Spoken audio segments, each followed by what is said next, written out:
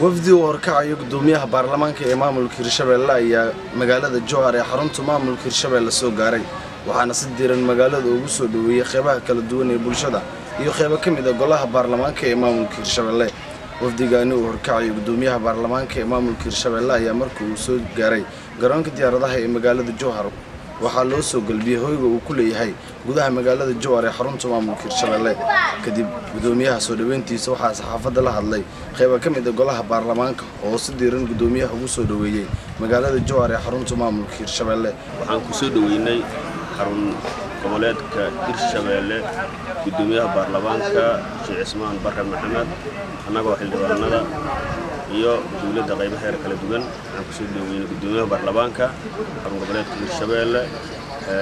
gudoomiyaha baarlamaanka wuxuu hogaamiyahay wafdi badan oo baarlamaan iyo wasiirada cusub oo madaxweyne maxamed waare oo soo magacaawiyay gudoomiyaha hogaamiyahay laba rubaan aan ku soo dhaweynay kadibna waxaan midnay xarun goboleedka dawlad goboleedka Hirshabelle weynayna marka war badan inaan kala markabo mudana gudoomiye soo dhawaaw nabad iyo caafimaad iyo yaani magaranaysa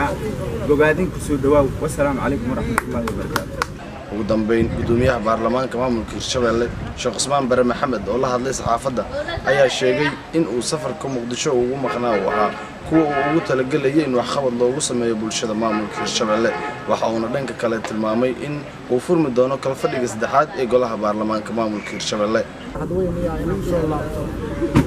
dowladda Hirshabelle caasimadiisa Jowhar oo aan ka maqnaa muddo kooban أنا كنا معي أول شقة معنا جاش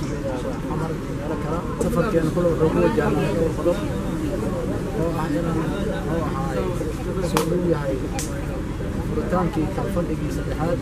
دولات هيرشبيلة يو أهمك الله بدنا سفر كان يا قيب كا سفر هذا مالمها نديب وجوس ولا بنا مدح السرسرة إمام الكرشبيلة أو كما خنا مقالة الجوهر حرمته إمام الكرشبيلة عبد الفتاح أحمد معلو عبد الفتاح زكي بولشة تي في جوهر.